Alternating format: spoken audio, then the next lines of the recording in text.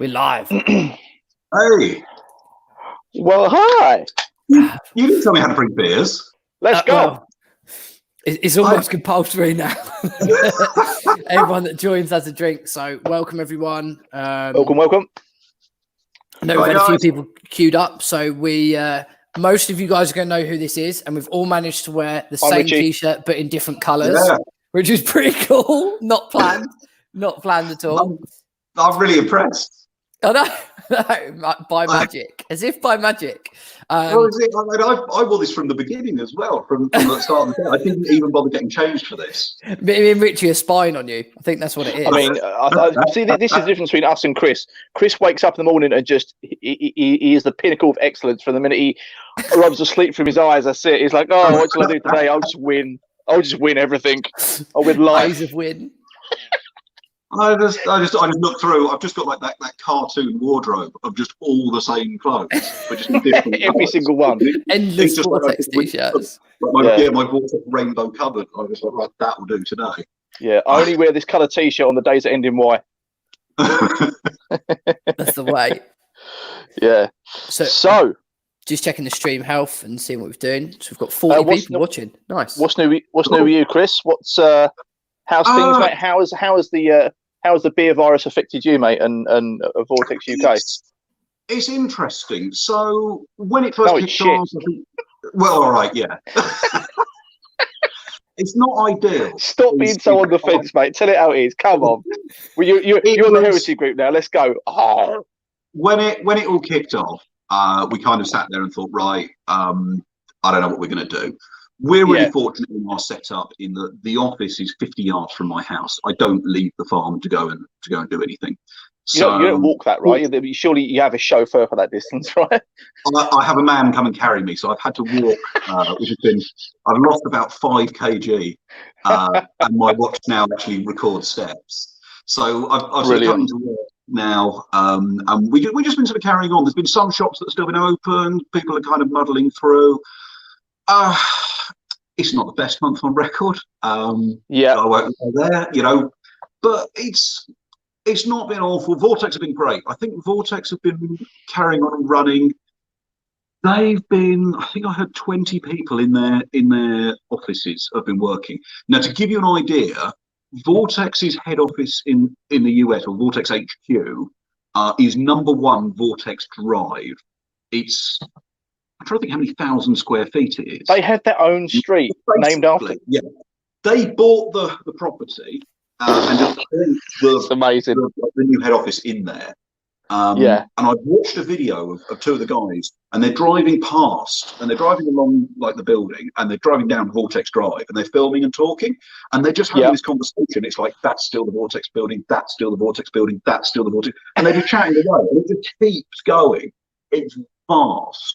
I mean, they've got an underground shooting range in there, which is phenomenal. If you get a chance, look through some of their social media stuff. I was going to say, I remember seeing some of their videos when they were doing some real sort of silly shit, like looking through scopes and then like doing room clearance with it on like the 1x and stuff.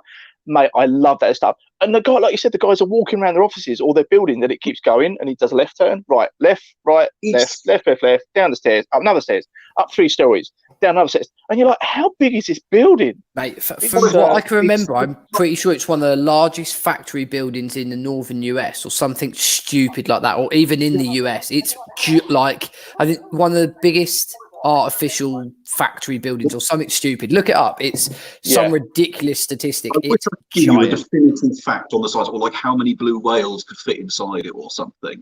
But it's fun. So the guys have been doing great. I really can't complain. Their supply to us has been just constant. Even when I email them now, and sometimes I've got to email them and ask them questions on technical stuff, they've been great, and they come back to me straight away because they're working from home. Or they're still in the building, they're dispatching. So no, that's been pretty great. I can't fault them on the side there. So no, that's apart from that, we're looking to get out of this and go on. The biggest thing that's affected it is where people haven't been out shooting.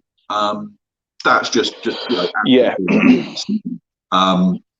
obviously I know you dabble quite a bit in the sort of the hunting / not for those that don't know, not just the target and range shooting, actual killing defenseless animals. stamping on squirrels, burning polar bears. Well, I've got my hunting rifle here, so that's my SAR 101. That I just like to keep for live streams. No, I just had it in the thing. I just grabbed it out the. I mean, out the cabinet. I've got a question. Yeah. I'm going to address the elephant in the room, Chris. Yeah. Your Vortex Optics UK and your rifle doesn't have a scope on it. Doesn't need No, it, it bro. doesn't. No scope. 360 no scope. Is that what I want to see? Chris jump in the air, do a 360, and pin a deer like fucking here. Do you know what I mean? Comes up multi-kill, added bonus, headshot bonus. It's actually I sold my old scope from my rifle, so it had it. I retired my previous Razor Light Hunter. My bow, baby. More power. Yeah, we even have our own crowd just for you, Chris. Look. See? I love it. Yeah, so I sold my old one. This was launched, so I got a new one, basically. And what is that, mate? That's the Razor HD. That is the Razor LHT, so it's the Light Hunter Tactical. This was the first one to have. Actually, I've literally not opened this. Unboxing. Oh my god!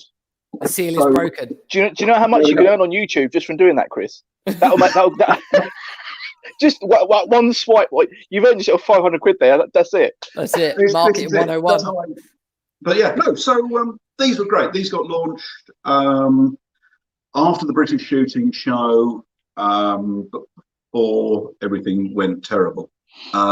So yeah, these are super. I just love to get these out. But yeah, so I retired my old scope. I got a new one. So I can have a play. But I'm going to take this weekend to go and shoot it in. But yeah, so it gives me time before the season kicks up again. But these have been really, really impressive. I can't fault. And these are the new top end razors. So these are I believe it's Gen 2 glass. So it's not quite the Gen 3, but it's got the cool new zero stop turret on it, or rev stop as it's called. But yeah, it's I mean the Gen 3. What the hell is that? Come on, mate. You got stop talking Back to the Future to us, mate. What is a zero stop spinny thing? Zero stop is where you can zero your rifle and you won't bring yourself down below your point of zero. So you can zero it to stop and say, right, I'm zeroed at, like my rifle, so I can take my rifle out. I'll zero it an inch high at 100 yards. So if I'm shooting 100 yards and I shoot bang on my X, I'll actually be 1 inch high. So when I go out to shoot 200 yards, my rifle will be bang on that X. And so I can say I want to continue my dialing, I can bring it up, I can keep going, but then I can bring myself back to my original point of zero. So I don't have to go, oh my God, I went 10 clicks up, I've now got to count myself 10 clicks back. If I go 12 clicks back, I'm going to bring myself right. So in layman's terms, mate, and you have to speak to me like this. Yep. Once you zero it, okay, you can adjust it, but it'll always come back to your reference point.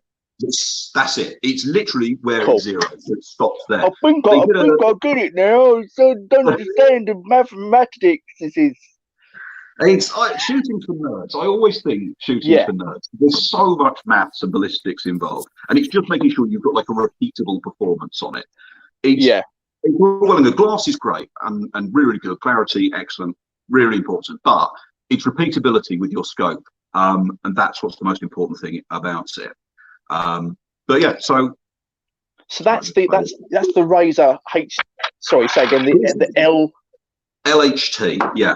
So that's a different family altogether to the Razor Gen 2. Gen 2, the one that Tim's got. The one Tim's got running on his is the 1-6 Razor.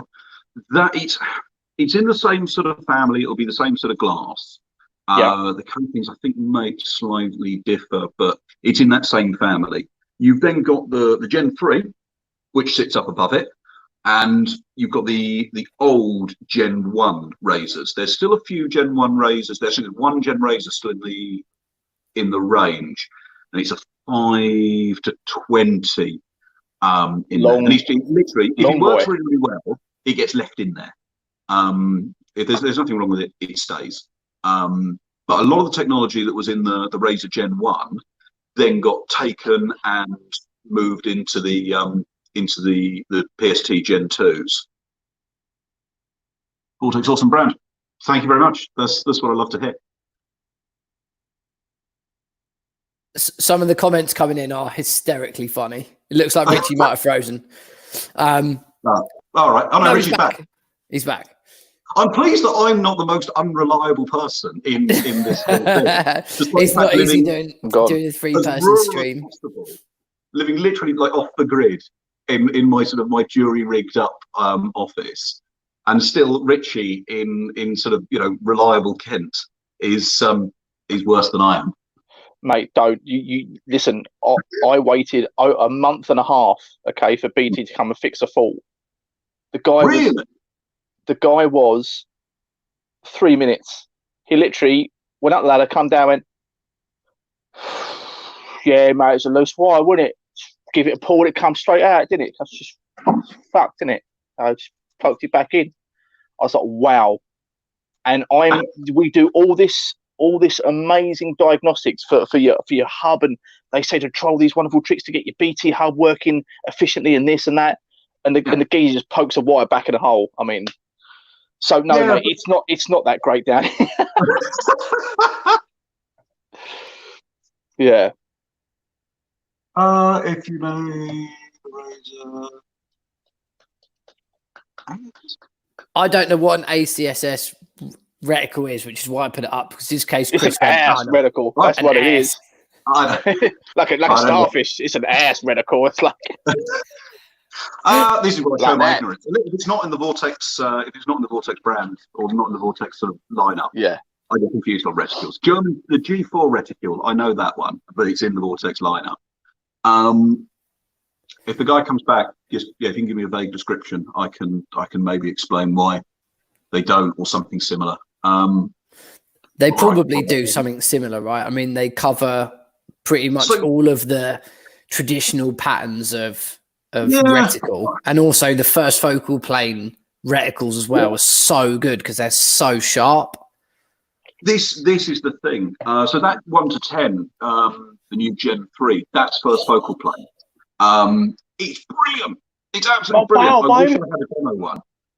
The demo kit is all currently waiting to be shipped to Germany, but then it got cancelled, which was IWA.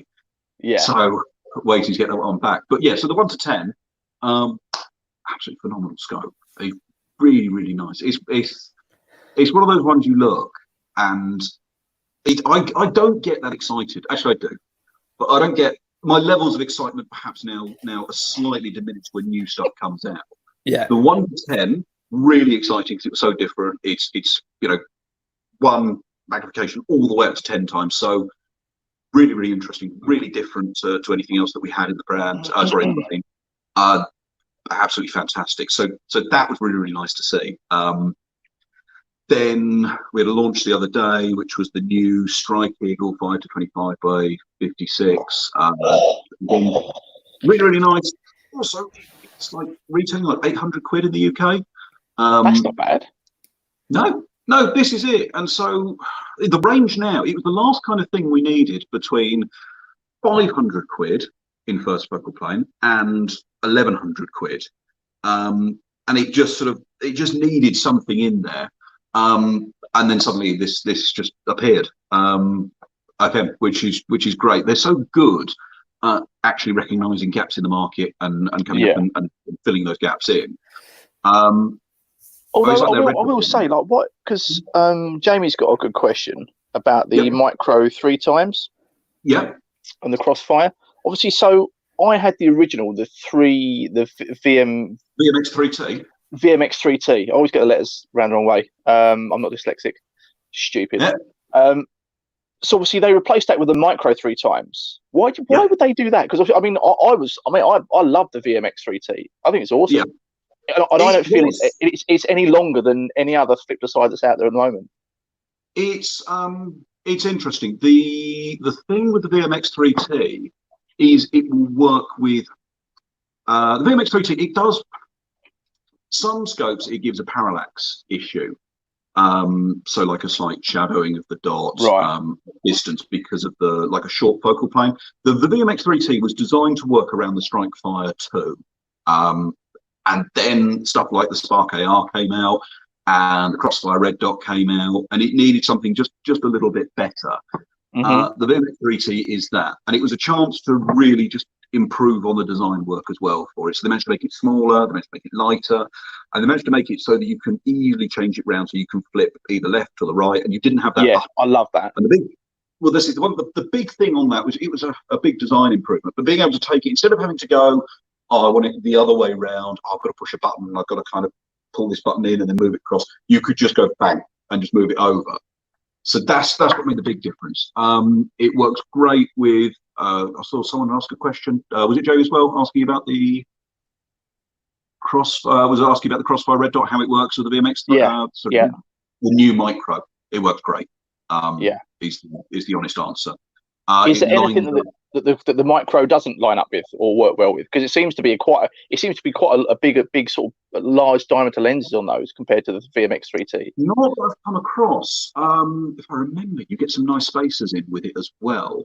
So you can just adjust your height slightly on there. Yeah. But I don't think it needs a load of packing out. Oh yeah, that's it. Sorry. Yeah, Joey's question there. But no, so I've not found anything it doesn't particularly work well with. It was a surprise for us as well. I didn't think it would be as popular as it is. And I was wrong, which goes to show how good I am at my job. And it just suddenly went, I don't know. I kind of looked at it and went, I said, it's a more expensive micro. No one's going to be interested in that. And then all the shops were just like, yeah, I'll have some of them. I'm like, no. Yeah, all right, you don't want it. You don't. You've got. It's like when you know. Mum, can I have a 3 times flip the side? No, we've got 3 times flip the side at home. It's home. Yeah. It's a 3T. Oh, Mum. It was. I didn't predict it, but what can I say? People were selling out of those like hotcakes. Honestly, I got to the point. We got. What we tend to do is like 1.5 on what we order in is our usual estimation. So we work out. We go to all of our shops and go, these guys are probably good for this, these guys are good for this, these guys are good for this, these guys are good for this. Order another 50% on top of that. And then that should set us for the first like initial delivery. Then it should cover us for a bit before we get like an overlap on it. It was terrible maths on our part. We should have probably done that. Jake's got a good question. Obviously, I was interested to hear Tim's thoughts on this. I'm looking at is that a 1.5 to 6? Yeah, so you might probably need a 1 to 6 or a 1 to 10. So like the Crossfire or a Razor or something for the dev group. Would you say it's worth it or go with 3 times on a magnifier? Personally, for me, I like a reticule. So I really like I really like the Strike Eagle. I really like the new Strike Eagle, which I've got here. These are cool. Just came out. Comes with a throw lever on them, which is one of the big things that we really liked. Nice thing is you can vary and you can go up. Sometimes when I'm playing, I haven't played since the beginning of this year now, but I think that's the same case for most people. I run a 1 to 6. I run the older 1 to 6, but I would either run it on 1 times and I just turn the red dot. Turn the illumination on there. Run it like a red dot 1 time, frill, going around, no problem. Sometimes when I was playing Woodland or something like that, I might want to crank it up to 4, 5, 6 times magnification, only because I want to use it just to sort of scout out and have a little bit of a look. And I could do that quite easily. Just bring it up, stand around, flick it back. It gives that sort of that variance on there. For me, I like the reticule. I find the reticule really good at just quick target acquisition. I have a slight astigmatism in my eye, so red dots for me aren't brilliant anyway. I know this is a bit of a politician's answer, but personally, I really like the short dots. Like I say, the Strike Eagle. Yeah. Then again, if you yourself think, actually, I really like the red dots, and I find the red dot quicker to my eye, and you get on well with the red dot, and you just want a shade more magnification, I would say go for the magnifier. It just means you've got unlimited eye relief on there. You can just throw it straight up. Yeah. Also, it looks really cool flipping the magnifier. So I was going to say, like, see, obviously, me and Tim, this is what I like about me and Tim, is very different ends of the spectrum. Yeah. And the fact that Tim, like yourself, loves a reticule, loves a zoomed optic. Yeah. What sort of spectrum? the very weird kind, mate. The very weird kind. So, obviously, I love a reticule, and I like the idea of a flip to side, because we had this discussion many a time where, you know, I love to use a red dot, but likewise, I like to keep mine flipped to one side, and then I rather than putting it over, I just tilt the rifle. So I use it as a spotting scope rather than so I've got no reticule, nothing else shadowing, just a straight clear glass. Likewise, I never know anyone tell me they use it like that. Yeah, and it's not just Richie saying he does it a lot, and you see him. So like, you know, I'm saying like, can you see that? And obviously, because I've got the short dot on, and you'll see him quickly cant over and cant back, and it's like I guess it's like, you know, you see these guys with the red dot on the side, you know, like a 45 almost. It's such a small movement and obviously you don't have to take your hands away from the trigger, you don't have to take your hands away from the front of the gun. And I've seen him do it a lot, and it's really effective, because anyone that's used just a red dot for a long period of time and they put a zoom optic on, they're like, oh, I can see someone's eyelids. Like there's this instant presence of being closer to the target. So all of a sudden, Richie's got this capability of just going like red dot, you know, right up on someone's face, then back, and you can almost watch him trace the BB in. And I think it's I mean, it's good for me, because obviously I always use that as a sort of a method, because I've been RO and sort of radio operator for many years now. So for me, I need to be able to spot things and, you know, quickly put it up, rather than, like Tim said, take the hand off the gun, bring it back, flip it over. I could just twist it. Movement at this grid, blah blah blah, whatever, times this and now, whatever, and pass the information just using the zoomed 3 times, which is good. Without the super weight of like a big sort of magnified optic, like a short dot or an actual scope, like a 50 mil objective. That being said, because we had we tried out the original strike eagles, didn't we, at the trees? Do you know what I wish we would have? Do you know what? Did you say they've got some new ones out, Chris? Yeah, so the new one, they've changed the reticule on there. So it's what he had in his hand, that one. Yeah, that's it. Because it's not that different. It doesn't come with the rings. The rings are just because I've taken it off another rifle. Cosmetically, it's not that different. It looks a little bit. I think it looks a little bit chunkier. They changed the turrets on there, the caps, but nothing huge. Because we were at the trees, we never really got a chance to sort of run it out, did we? You know, we had such little contact. It'd be nice to sort of like get one of those down the range. Do you know what I mean? Just to see, like Chris was saying about quick acquisition. Like 1 times up. You know, just doing that. You know, that we did a quick video on it, didn't we? About time shots. Just getting it up, seeing how quickly you can acquire the target with that 1 times, and then go up through the magnification. I don't know. Obviously, we were at the trees. We were so busy scooting around on the bikes, weren't we? We didn't really get a chance to. No, and like you say, the contacts that we did have there was that big sort of attack on the last day with Robson and the rest of the guys. We didn't really get much time to sort of play with much stuff. No. Which is a shame. But I mean, I obviously tried the Strike Eagle and I really liked it. I must admit, now seeing and spending a lot of time with the Razor, I feel the difference between the two, obviously. I hope so. and you know, I say to a lot of people, you know, if you are a short dot user or you're someone that's come accustomed to being able to sort of snap that zoom on and you're not bothered about the weight and potentially the bulk, right, of having a short dot on the gun, if you get past that, they are incredibly capable on a 1 times zoom. As you've mentioned before, there's lots of photos of people that have taken that kind of rear view of the Vortex of the Razor, and you can't really see the rings. You can't see the front of it. It's just sort of they're insane. Yeah, they're insane. If you look on yours, I mean, one of the best examples I always think is, I'll try and do this as best as I can, but looking down the profile now. The turrets on here weren't quite as well, but your turrets on here are slightly chunkier, they're slightly taller. yours are really uniform and they're really slim and tight onto it. And the reason is just because it's giving you that maximum peripheral vision.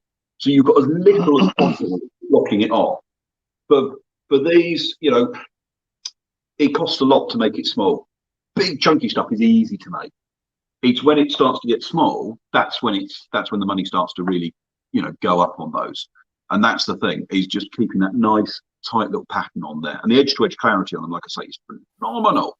Yeah. Although that is the glass, is just making sure that you're not losing your fish bowling or anything like that, and you're not losing anything on the edge. So there's two things obviously I'd want to go on to. I'd keen to get your thoughts on Robson's question here, Chris, about the Spark and the Crossfire.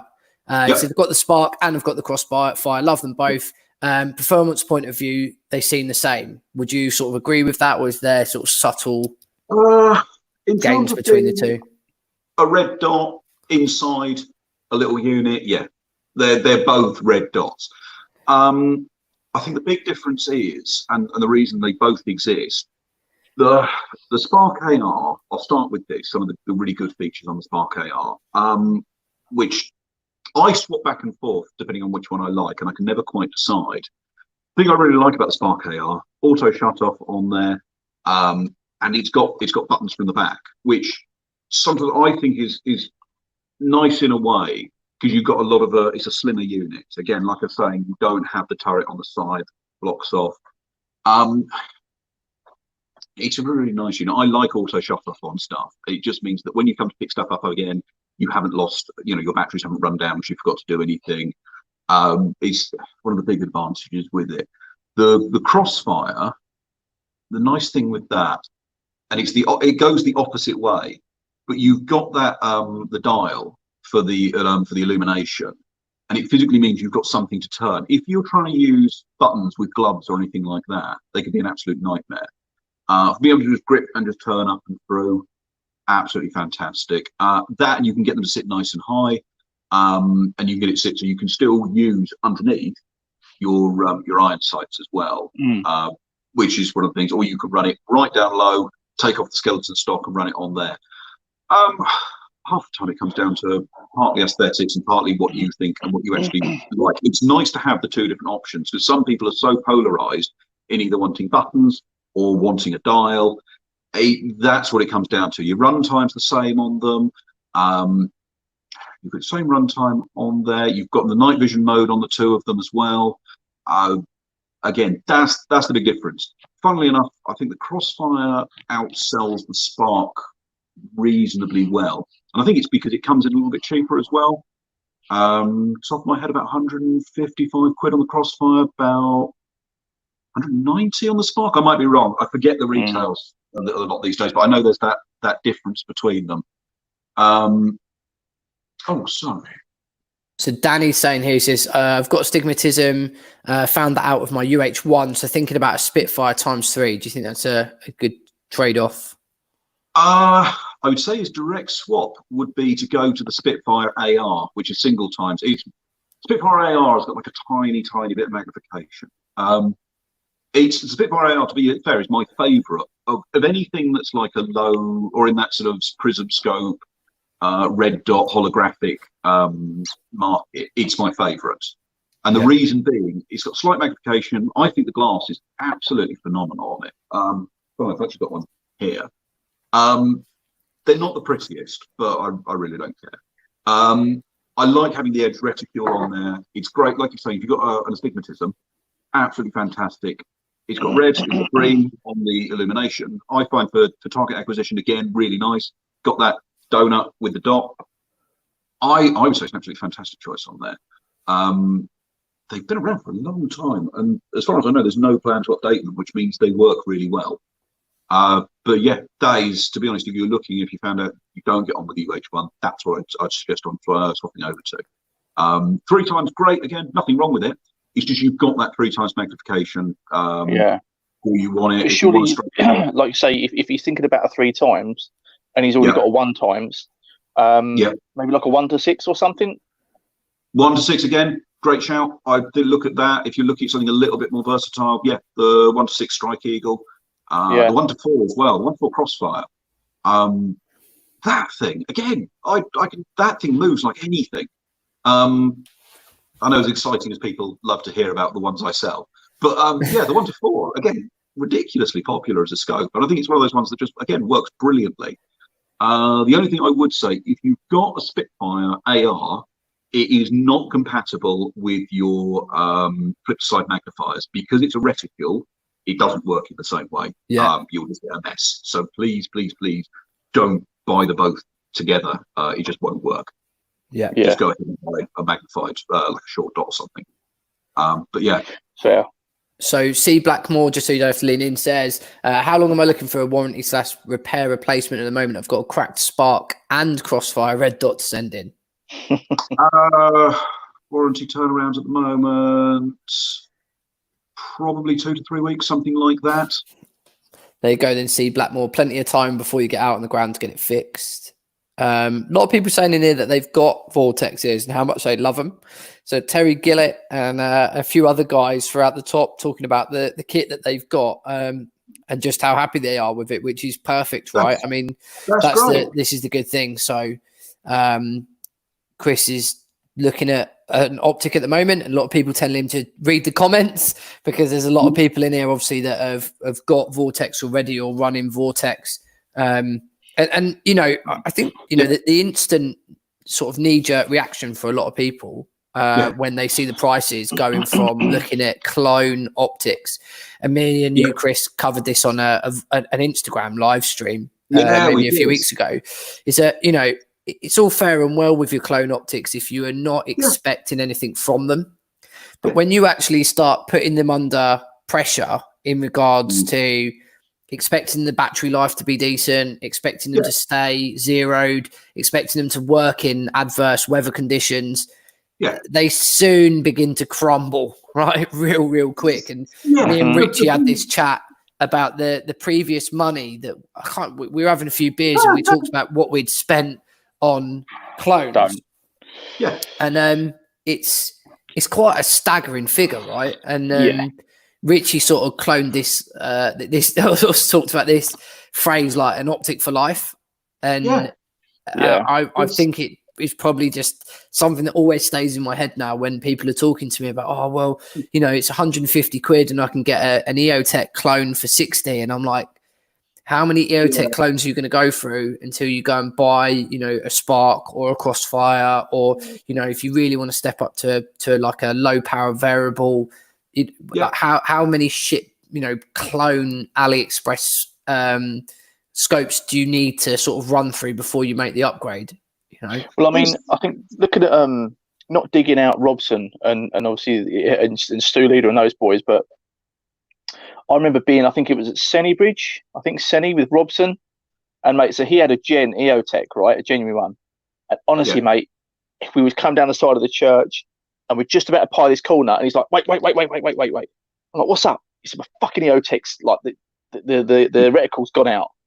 Yeah. And I said, what do you mean it's gone out? I said, the batteries. He's like, no, it happens. Sometimes it works, sometimes it doesn't. And literally, it's just gone whack, and it's come back on. Right, I'm good to go. Gets to the end of like the church, and then go to cut a right on the next corner, and it's gone out again. And then, and I'm like, what? I said, that's Gen. That's a Gen. He's like, yeah, it's genuine one. Anyway, I think genuinely straight from China. Genuinely straight from Airsoft. So I think he actually the death fit threw away. Hence why he's running Vortex now.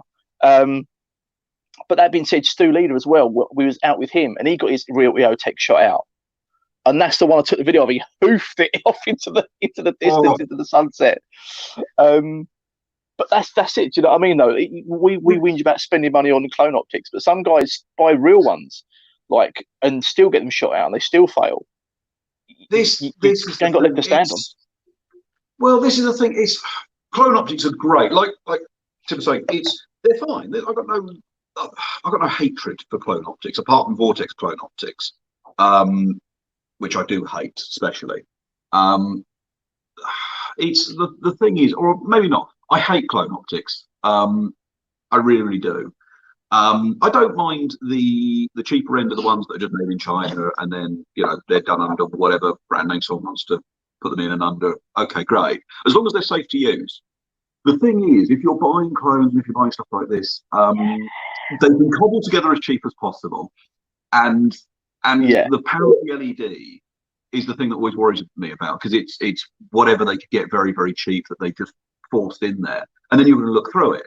And I think I use my eyes all the time, and as much as I want some kind of horrible, bright, poorly made LED, you know, this far from the side of my from my face, I'm never that trusting in it. And then these things don't work, and then you think, oh crap, I kind of just binned out 50, 60 quid on this. Yeah. And now it's dead.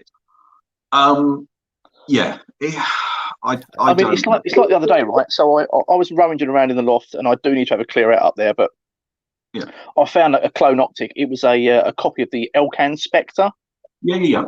So I think it's a fixed 3 times. It is the 5.56 edition, so it is designed for a 5.56 rifle. So it's printed on the side. And again, you know, I look through it, and do you know what? It's all right. It's all right. Don't get me wrong. The aperture is very small, very small. You don't have that sort of almost like field of view that you would have on other zoomed optics. But again, mate, trying to undo this caps and trying to zero it, mate. This thing, you're going click, click, click, click, click, click, click, click, and it sort of goes, and that's it. That's your lot. Do you know what I mean? So aesthetically, yes, if you want something to look the part and look Milsim and look real steel and look awesome, they're great. But they don't work for shit. They just don't. Yeah. You know. And we spoke about this before. Yeah. Like me and Chris was talking before, like someone that me and you know, Richie, was just saying they put a clone EOTech on their gun and never zeroed it. Never even bothered. So I don't use it for aiming anyway. I just put a couple of rounds down and see where they're going. And I was like, oh, right. You didn't you never like, you know, thought that you need to at some point get that reticle on someone and get him with that first round.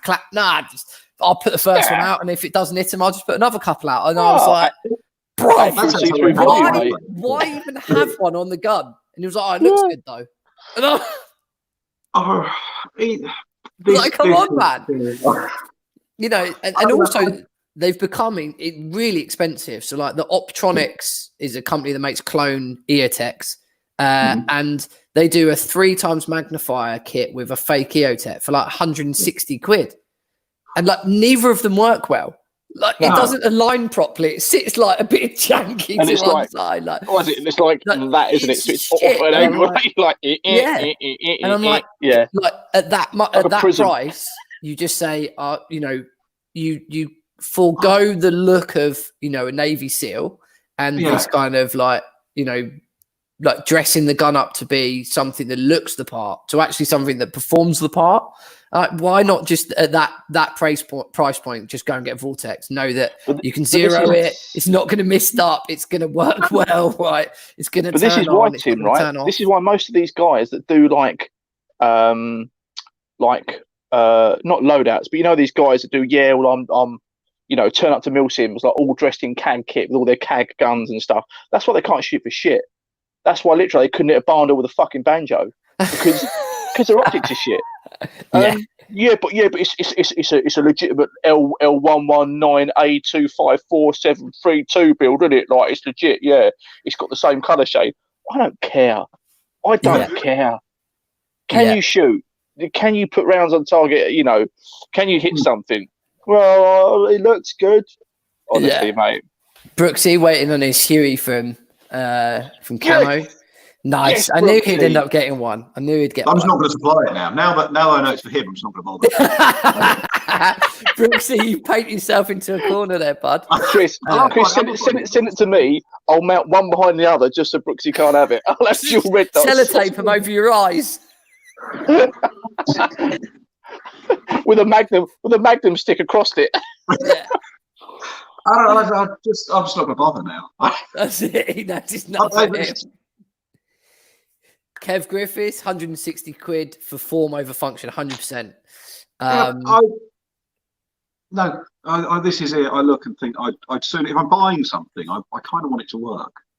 I don't know. I just look and think, if you were doing something and it's, I don't know, if you were really going for that look and you're going for like, like almost like cosplay airsoft, and you're looking, you're saying, okay, I want to do this and look. I can't complain. I've got a Captain America shield that's been repainted with Vortex logo, so I can't really be like, oh shit. Do you know, I mean, let's skip over that, shall we? Because I think the quicker we move on for the subject, the better it is for everyone. So Mike Marden also asking about the Hueys. Where are they? No stock anywhere. So it's probably one for Chris. It's not the case that it's a case that they're just out of stock. We're waiting at the moment. I think last update from Vortex, we were looking about July. We should see some more coming. Wow. Yeah, unfortunately, it's not a case that I'm not ordering them. It's not a case the shops aren't ordering them with me. Yeah, camo are in here somewhere. Like, come on, bruv. Do you know what though? It just goes to show that, you know, when the Huey first come about, right? Everyone went, fucking hell, £600. I'm not paying that. Blah. I refuse. I won't pay that. And next thing you see them popping up here and here on. I mean, they start cropping up. You're like, oh, you're not going to pay that? Okay. Yeah, come on. I remember a few people. When I get like the orders in, I just get the shops loading up and they're like, yeah, Chris, just put me down for 3. I'm like, yeah, I'm definitely writing it down. You're not getting. No. I'll get them for you. Yeah, they're on the way. Shipping containers, I just got full of them, but I just don't release. I just let one go out, and I just make all the shops go down and pick them up.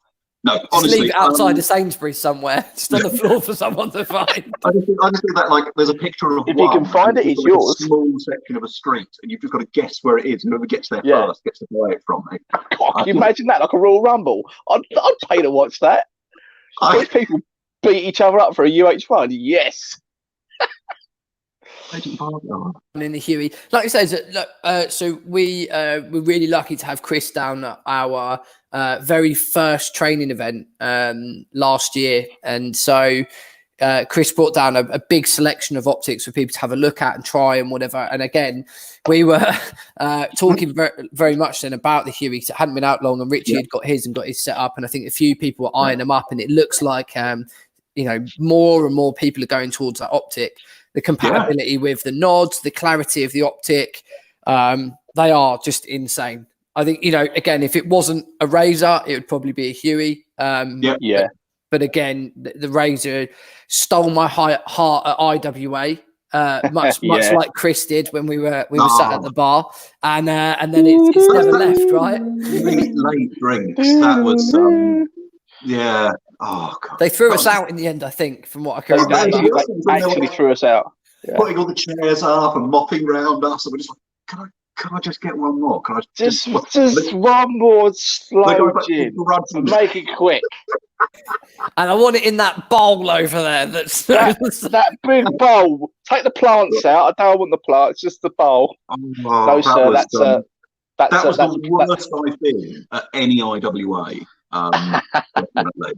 And it's great fun. Look, IWA is really, it's this weird mixture of like business, and then you're kind of out in the evening, and then it's still kind of business. And then he meets us. 3-4 days of just work. It's a shame. I'm not going to hate it. I'm ashamed it's going to go on this year, next year, and also it's nice to be able to see all the new stuff. What can you do? So go on, Richie. I would say, mate. What's the eye relief on the VMX 3T? The eye relief. You watch me physically fall over and die. Oh, mate, hold on a minute. We also need to have a look at something else that's hiding behind there, Richie, because you only painted that today, and it looks very nice with its new paint job. So see if I can get this in. Oh, there you go. Richie can answer it because I can't remember the technical spec on it. What do you think? What you think I do? Got one there. I don't know what it does. Richie will just go, "Oh, nice, about that far." I just go, "Well, I just put my eye to it, and it goes bang, and people scream and look how disappointed Chris is. He's about to. He's going to literally email you a black eye. He's just going to go. He's coming and Chris is disconnected from the video. Oh no, I did it again. Chris is driving to your house to squash you. just spud punch me in the ground like a tent peg. No, so Deep Baron. Honestly, I'm biased. I chose this setup because I love it. I think the UH1 has its own unique look. That's why I went for it. Amongst a ton of other actual technical specs. For once, I did read the specs on this after speaking to Chris. Lots of cool things about this, including, and a lot of people don't know about the UH1, you get your very own micro USB port in there. So you can put a rechargeable battery in there and recharge it without taking the battery out, or I'm guessing you can power another device from a rechargeable battery. Do you recharge yours? Pardon? Do you recharge yours? I don't. Only because if anyone does, do you know what? Yeah. I've got some rechargeable CR123As now. Oh, so yeah. I'll let you know. I don't know anyone who recharges theirs. I'll let you know. But eye relief. What? I'm going to be back. I'll be back in a second. I'm going to do. I don't know. What's eye relief? Is that me just like? I don't know. You know. Is that eye relief? Is it? Is that? I don't know. What's eye relief? It's when you lay down for a little while with one eye closed and give the other eye a break. Give it a break. give it the afternoon off. Have some eye relief. Oh, jeez. Oh, it's lovely. Yeah, thanks. That's what eye patches are for. Eye patches are just, that's what eye relief is. Eye relief. Does anyone else want to be a brand ambassador out there? I'm literally looking for 2 new brand ambassadors. You just need to have basic knowledge. These two are broken. Get me some new ones. Oh, so eye God. relief, for anyone out there who doesn't know. Okay. Yep. And you're looking, and you can't actually get a picture through there. Okay. You're outside your eye relief. So it's when you can get your picture. So you've got the full image within the scope. Yep. You don't have the black circle as it goes too far away, or you've not got it to the right. Okay. Got it. Message received and understood. And the eye relief will actually come down. So on a razor, it's 3 inches. They recommend it to be 3 inches from the lens, but you do have your what's the rear adjustment lens called? Your pupillar. Yeah. The diopter. Yeah. So that. Yours level. Yeah. Yeah, that gives you the clarity on the crosshairs, right? So about there. Yeah. So that's what you're bringing into into focus. So it should be 3 inches from there. Yeah. Whatever that is. 3 inches, roughly. I usually think of it as almost a hand in between. Yeah. If I'm setting up a rifle scope. Chris, your hands are definitely not 3 inches across. I've got a fucking barn door. He's got barn doors on the end of his arms. Chris has got the biggest arms I've ever seen in my entire life. They were bigger than my legs. I wasn't allowed to pat the dog. It just. I'm actually looking now for the.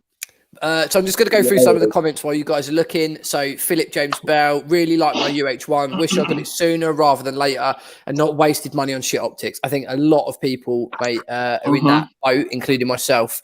Yeah. Anthony Sims, quick question. I know the answer to this one, but I will fire it over to Chris. Does painting a Vortex void its warranty? You're fine. Paint away. Just don't paint over the lenses. That's the only thing I ask. Oh. But what if you paint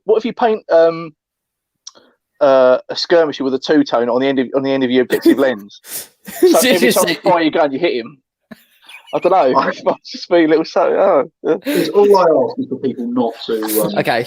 Yes, but don't paint your lenses. Camo and the TSA boys know about fun in IWA. Yes, Jamie, the Turn This Off There boys definitely know how to have a good night out. honesty, let down more than anything. Oh, hold on. I don't know what he's saying. BRO1, I can't. Raider, that is. I can't work out what you're responding to. So, Aaron. Aaron was saying, anyone else relieved Richie had shorts on after that bare leg crept in? I mean, I can get naked. I've got naked for a lot less. Yes, yeah. So, I think I once got naked for a singular polo mint. It wasn't even the whole one. It was in 3 pieces. Science, bitch. Yeah, you're damn right.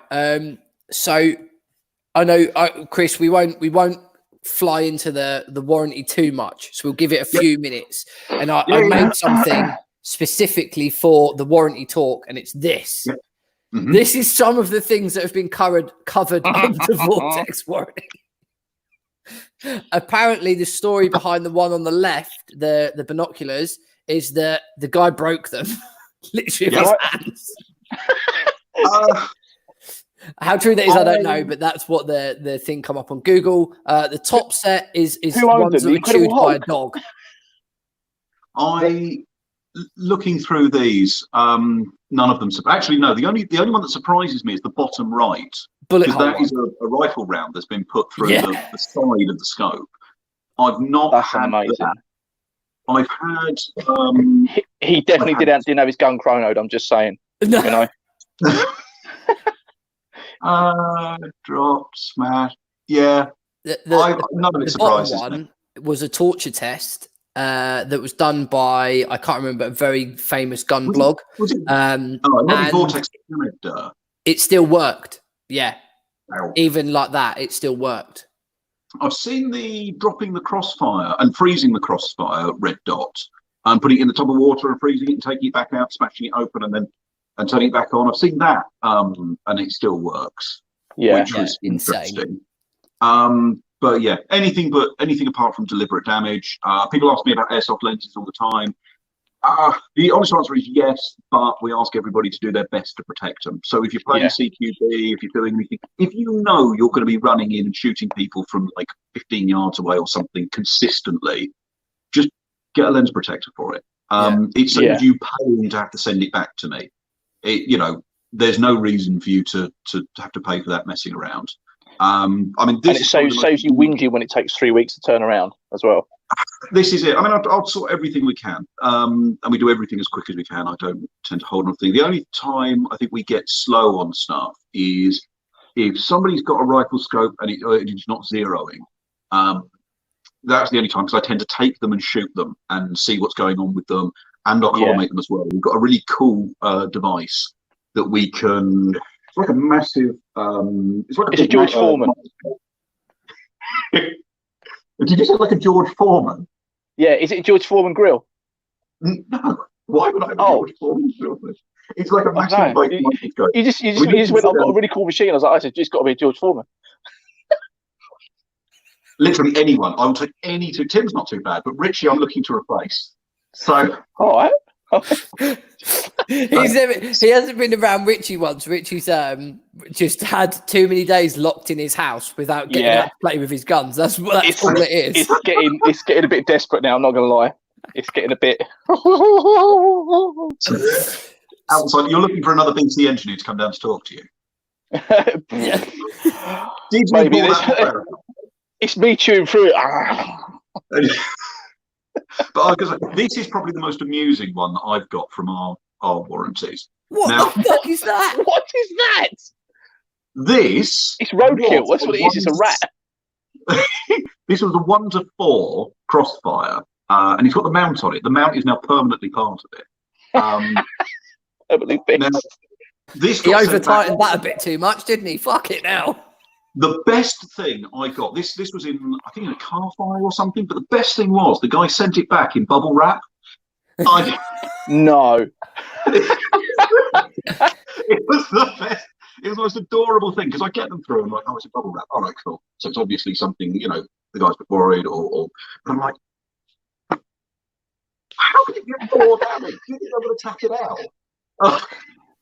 Incredible. He sent it via DHL just in case parcel force or someone ruined it. But that's probably the best. Oh no, wait, actually, this is the other thing I tend to get, which is these were dog-eaten binoculars.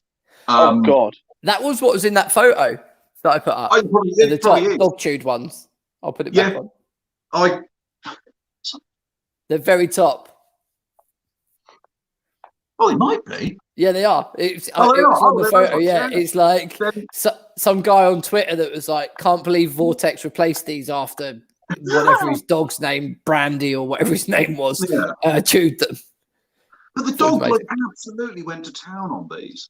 I mean, sometimes a lot of the time I can repair binoculars. Binoculars aren't too hard to do because they've got replacement parts. I take them to pieces, fix them up, tidy them up, and do them. This one, it lost the right hand side. The lens on there has gone down to the second lens. So what dog was chewing it? Fuck. I don't know. There's a good one on the Vortex. One of the Vortex. I've seen it before, but it was chewed by bear, and it was just through. So whether the guy had like been shooting or been out or something, or like dipped it in honey, the bear had just come across and it had gone through it. Just honestly, like a bag of Doritos. There was nothing but these like bits just chewed up.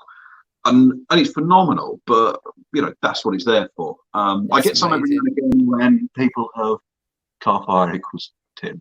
I get every now and again. I get some that people have important. But yeah, there's all sorts of bits and pieces, and that's what we're there for. So no, but I keep these when I do shows and stuff. I love having these out because people always come up to me and go, "Oh, so are those like second hand for sale?" I'm like, "No, that's what we warranty." And they're like, "So if I return this to you," I was like, "Yeah, all you've got to do is return 51% of the bits to me." You know, if you return like 51%, sorry, that's quite specific. But otherwise, I'm going to get like 1 week I'll get this side, and the next week this side. The guy will want 2 binoculars. So that's all I am. Clever. Fair. I see what you're saying. Yeah. No, it's not like my minimum was like I weigh them. I was like, well, actually, the razor you're 0.05 of a gram out. You've got to find like extra bit, like little bits of lead in there just to push it in to bring the weight up. Yeah. No, that's all I ask. I don't know whether these work. I mean, these are really out of shape. No, they're terrible. I mean, I'd like to know what. Can you imagine if the dog was like a little Yorkshire Terrier or something? Just really determined. It just really doesn't like Vortex. You know what I mean? He's got something against it. Yeah. No, the guy was just like, oh, just sure. Perhaps he works for Sightmark. Who knows? I don't know. Even like give it a go. I mean, these are ancient as well, so I don't know how long. Every now and again, I get the really, really old Vortex. Vortex had like Sheltered Wings and Eagle Optics as one of the old names, and every now and again, I get something from the Eagle Optics range that comes in. And it will be like, this is, and I look and I'll be like, yeah, it's Vortex underneath you, so you're covered, don't worry. The most amusing one I got was another brand who share a name with Vortex, the Vipers. The guy sent me this scope to repair. And I was like, I'm really sorry, but this isn't Vortex, so I can't repair it for you. I sent it back, but it's not my product. He's like, oh, I'm really sorry, but there's nothing you can do. I was like, no, I'm not the distributor of this. I'm stuck with it. It's a completely different product. Nope. Not my problem. No, this is it. But you get some bits and pieces.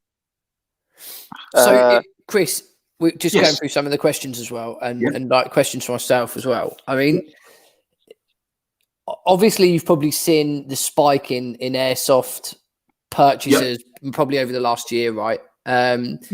And do you think that Vortex themselves, obviously you being close to the parent company, right, the mothership in the US, do you think they know where their products are going in regards of the demographic of sales, right?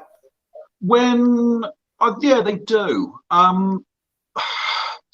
When you see them doing those room clearances we were talking about earlier, they're using airsoft guns there. Airsoft it's a funny thing in the States. I don't know how big it is or how prevalent. I don't think it's massive. I think there's groups and there's like little bits. It's not huge to my understanding. I think really a lot of European things. Yeah.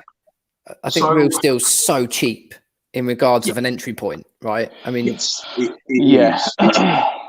odd thing that it doesn't go as a discipline over there. I don't know what it is. I don't know. Maybe like a cultural thing. Maybe it will grow. Maybe it won't. But yeah, the guys are aware of it. I don't think people ask me if they're going to do an airsoft specific brand at any or like line or anything like that.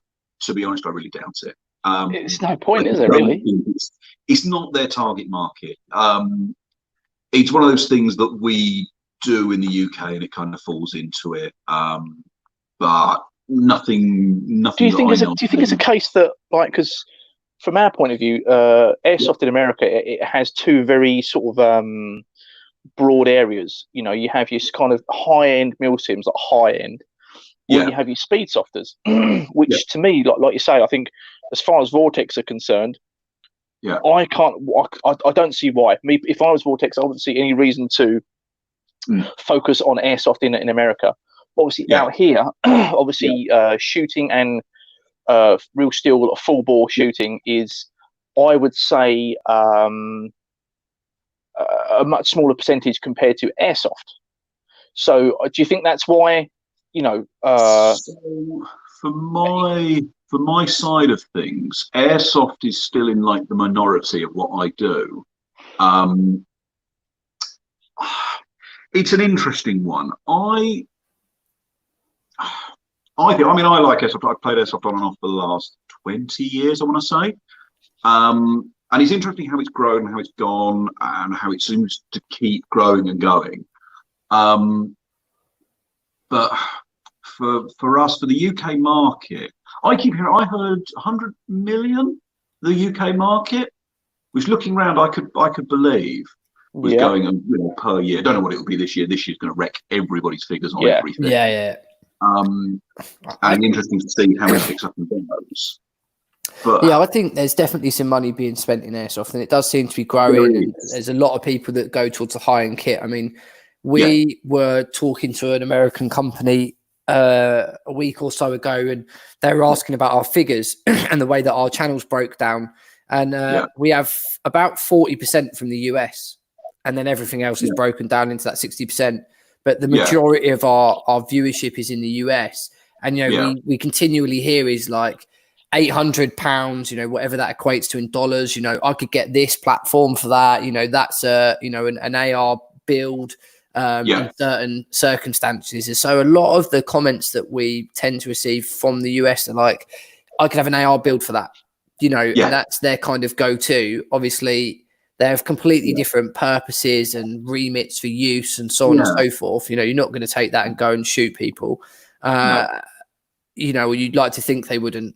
But at the same time, like our interaction actually with Vortex has been really good. So normally times we post we tag you guys, and we also will tag Vortex, and they've reposted or liked or commented and messaged about a lot of the content that we've put up. So, I'm glad that they're definitely aware of the sport. But just seeing, something like the Razor, for example, on an airsoft gun, and then me and Richie was looking at some photos of some teams overseas in a raid yesterday or the day before. Day before in Kabul, I think it was. In Kabul, some real like top end special forces guys, and they're running Razors, and it's like, holy shit, and the same with Richie. One was running the new 3 times, and a Huey, I think. No, it was. I think it was some Marine Raiders, and he was running the same as mine, the VMX 3T, so the older one, the original one.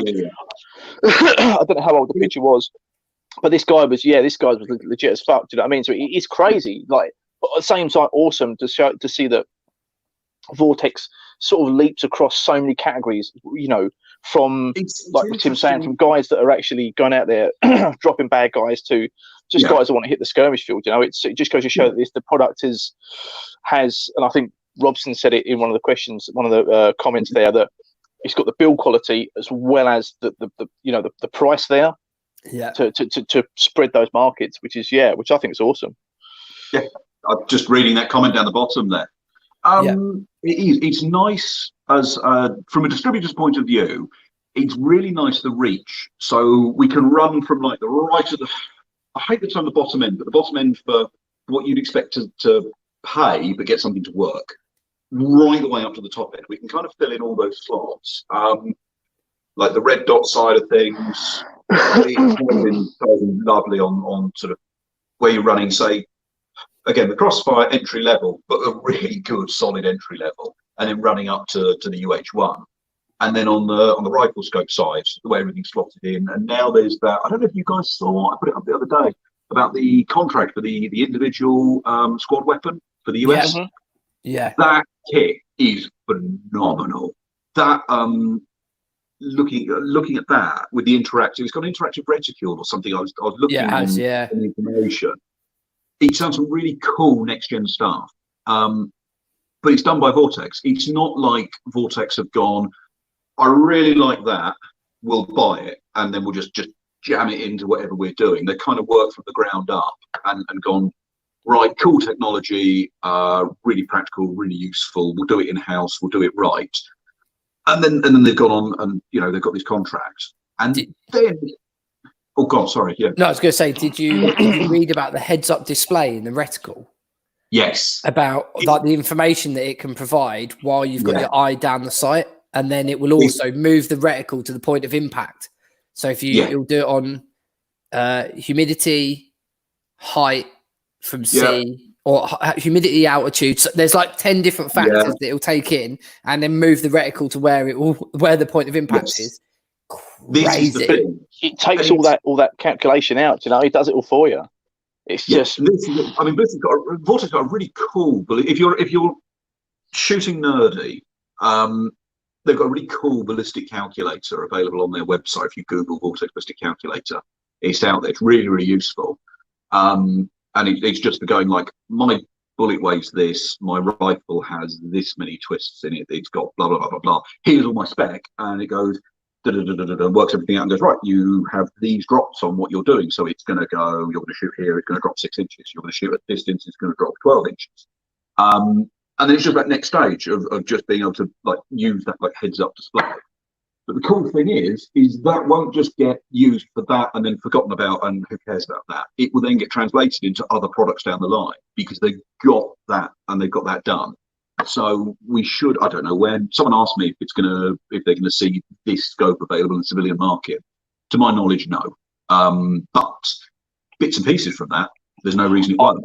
Mate, I think all the time someone's got a big enough bank balance to buy it. So I think someone will make that for the civilian market. So it's like, mate, like you say, it all trickles down, and I think it might not be in 2 years, 5 years, but at some point they'll put a ridiculous price tag on. Okay, you can have this self-adjusting, augmenting kit that will basically it will tell you where to shoot, and someone with a big enough bank balance will go, "Thank you, daddy, buy me win." You know what I mean? This is it, and that's the really, really cool thing about working with a company that like does so much work for themselves. And they'll be doing stuff, and they'll actually be using all of this. So it's the licenses and everything, and all the technology is held by them. So it's not a case that someone can go, "Wicked, we do all this work for you. We've got like a 2-year exclusive. Good luck for that 2 years, but we're going to be working on it, and then we're going to sell it to whoever else." Yeah, it's a case that they've got this technology, they've got to go. But it's awesome. I'm really excited to see, where this is going to go, where the next few years. I saw something on Vortex got an awesome somewhere on Reddit where Vortex do like an Ask Me Anything, and people were asking, I hear the new XYZ is in the works, and Vortex like, yeah, something's always in the works. They've got the next decade, I think it is, tied up with different projects and different bits and pieces. Yeah, so it's not like they're panicking and going, oh my God, what are we going to do on Monday? What are we working on? It's like, don't worry, we released a scope like 6 weeks ago. Don't just go back to sleep, and we'll worry about this in like 2 years' time when everyone else is caught up. It's constant work being done, and there's prototypes and there's stuff, and it's like prototypes and bits and pieces that something might not come from that particular like concept cars. It might not come from that, but there might be like one little bit in there that's really, really good, and that gets taken and put into something else. Even if it was something like an integrated rangefinder. So not the complete heads up, but just something like an integrated rangefinder, because obviously you've seen them more and more on scopes now where they're just they're built in. Yeah, this is it, and it just becomes industry standard. I mean, it's like when illumination came into rifle scopes. It wasn't a thing, and because it was really, really difficult to make, and then suddenly it just became, oh yeah, that's standard. That's just what happens now. There's loads and loads now that have gone. And these things get integrated in. It's it's interesting. It's just the way that these things constantly get going. Scope tubes now. Scope tubes are getting bigger and bigger. The new Strike Eagle, the 5-25-56, is a 34 mil tube, which is huge. It's the same size as the Razor 4.5-27-56, but it allows for more adjustment. So you can measure your elevation, and it gets a little bit bigger, and it just becomes that new norm. Those lenses as well, like the raise in the sort of focal end, isn't that to let more light in as well? Does it help with the light? It's the coatings. I always think it's the coatings and the clarity of your glass is the biggest thing. You'll get to a point. There's only so much light you can let in because you can't generate more light. But there's the clarity and there's the contrast. The best way I heard it described was when you've got your television and you're looking to improve the picture, it's contrast that you improve. You don't just turn the brightness up to full. Yeah. And so that's what you're getting. You're going for, and that's where better coatings of glass, better quality of glass makes a huge difference. That what we were talking about it on that live stream a few weeks ago, and about that glass on your 1-6 is phenomenal at light gathering, and it's tiny. It's 24 mil on the objective, and then suddenly you can go out and you pick up that much. It's interesting. It's interesting the way this country is a bit different to America because of our night vision stuff, where we're a little bit more open and able to shoot at night, so night vision becomes more of a thing. On which scopes work with which in terms of your night vision. The new 5-25-56 Strike Eagles, they work really, really well with quite a lot of night vision, which is interesting. It's, I think, almost by accident more than by design, but it's really cool to know. And again, your 1-6, I think, really good with night vision because of the job it's been used for. It's inactive service, so it has to be. And the 1-10, again, inactive service. I found using the Optic at night the weirdest sensation. I know we've covered this before, but just for the people that haven't sort of heard us talk through this before. I was looking with my naked eye and then looking with the tube, and I was like, it looks brighter through the tube than it does with my actual naked, with my naked eye, which is weird, right? And I just couldn't get my head around it. And then I racked the zoom up a little bit, expecting it to dim the picture right down because you're zoomed in or whatever. And it was just super clear. Like this sort of dusk time of night, right? The sky's still a little bit sort of like bluey grey. You've got a little bit of distance. Like the Razor still works absolutely perfect. Like no illumination, nothing. Just you can see through it so well where you expect it to be dark. It's mental, absolutely mental. I mean, I told you my story with Barnell's when I was searching around binoculars and going through that, and that's the amazing thing. Is picking up those binoculars and going, wow, these are really, really good. These are better than my eyes. And it's just the clarity and the ability there to just for the light gathering, and it's the lenses and coatings. It makes a hell of a difference. But that is glass is phenomenal in terms of what can be done. Another drunk live stream. I think so. I think Chris, you should join us for a drunk live stream. They're incredibly fun. The only thing is, I think Chris is too nice, right? In the fact that we normally call someone out or just beat someone down verbally on YouTube when we're drunk. Whereas I think Chris hasn't got a bad word to say about anyone. I don't think. No, not really. Apart from Sight Mark. I like who's that? Shite Mark. Shite Mark. There's no one in the industry I don't like. I don't think there's anybody. I've got literally a list, like the diameter of your arms. It's giant. Yeah. It's that quarantine workout. That's what it is. What I did with that live stream you were doing. I just finished up at the gym, and it just flips up. I'll tell you what, it's really good. I recommend to anybody if you've got a spare barn to turn it into a gym.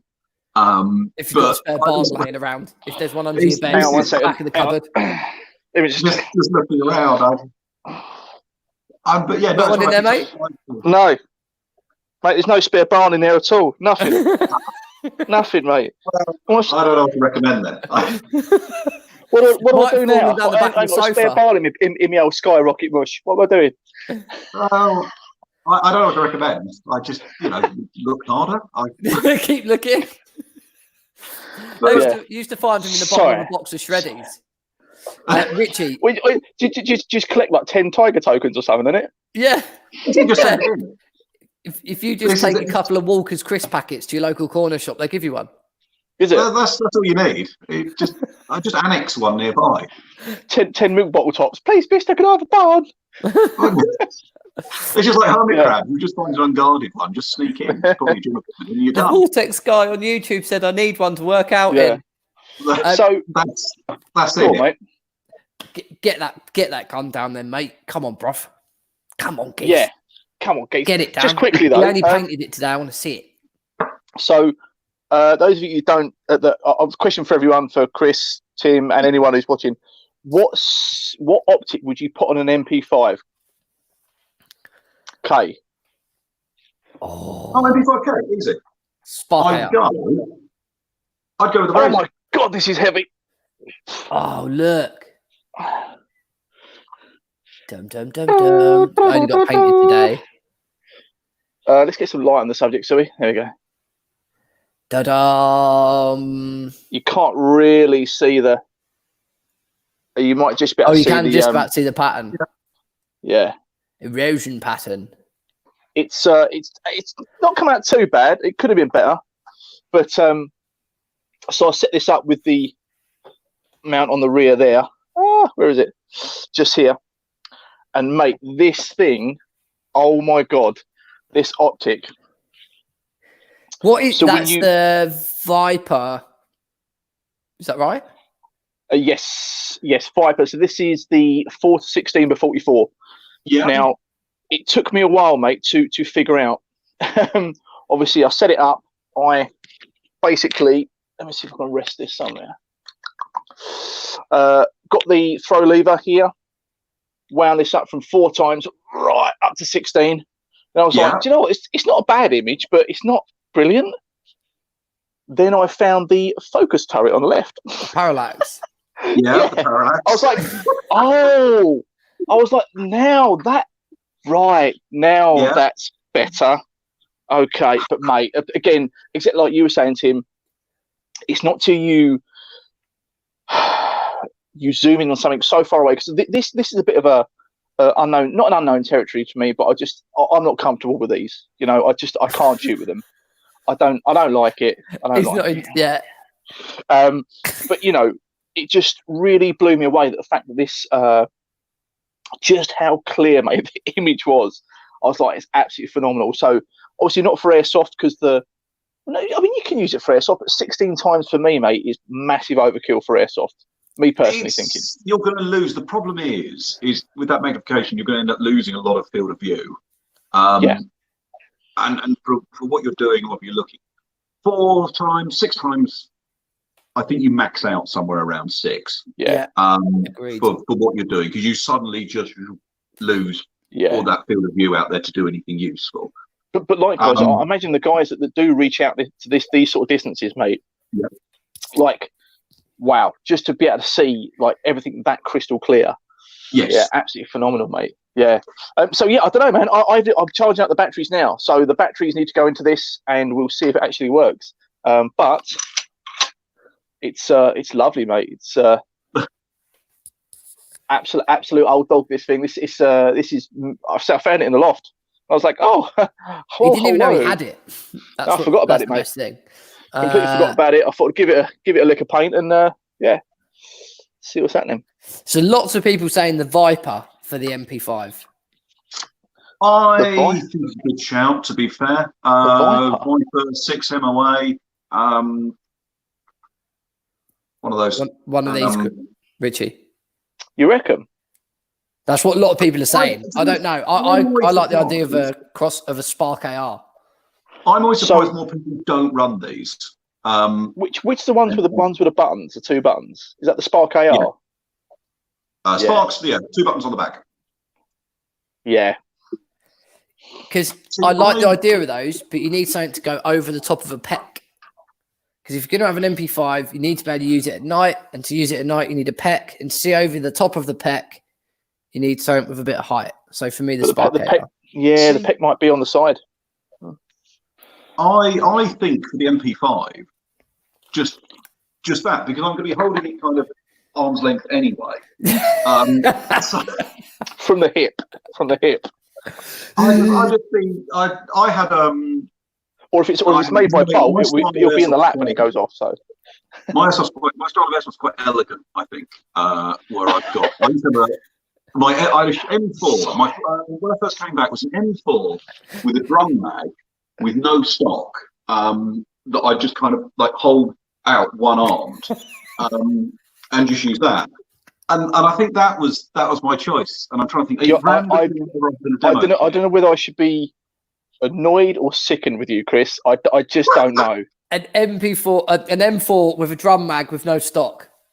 Yeah, that was that's I think that worked exceedingly well. I've changed over now. I've now got a drum mag, and I've got one of the the SGR 12, the shotgun with the 3 barrels. My power, baby. My power. And More power, baby. My power. I can hold that one arm for a bit, but that's a bit heavier. Yeah.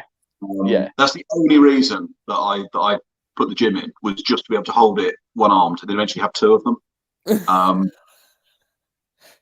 But it's a classy way of playing Airsoft, I think. Yeah. With a so shield anyone who's just joined,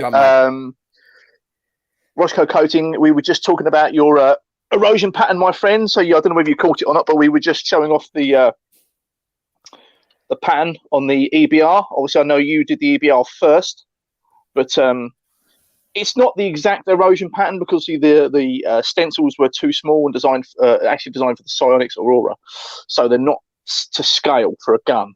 But it's not come out too bad. I don't. It looks pretty cool. It looks cool. Yeah, it's just I've always been a fan of that sort of gunship grey, man. And like I say, when I first saw Ross Coating's work on the erosion pattern, I was like, I love that sort of bluey grey, that sort of battleship grey. Yeah, man, awesome. A lot of people asking what the price is, Chris, on the Viper. I know you probably won't know because it will be the retail price. But Robson, if you're stuck, ask Camo. I was going to say, about 650, 700, somewhere around there. Top of my head, but I might be wrong. Apologies if I've just done any retailer out money, but Chris said it was 600. What for this? Nearer to 700 quid on the Viper range. But I was going to say, if you're going to go for those, what 6? How much is this? More than that one. Chris is like, Chris is like, roll. What zoom is it? Was it 4 to 16? It's a 4 to 16 with 44. For some reason, I thought it was more. I got dead leg. I think they're somewhere up in the £700 mark. I'm going to say is my guess. Okay. I'll work out now. But yeah, ask your local retailer. It would be, the code is VHS 4307 for that. I know the codes. I love the fact that he knows the codes but not the price. Right. Before we roll on too long, it's not to keep you guys for too long.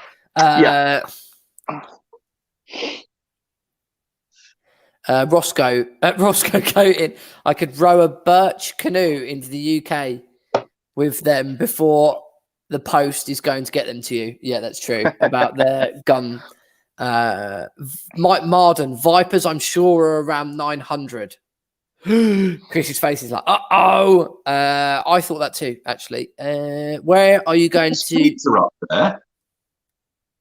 The PST Gen 2 would be somewhere up around 950. I don't know.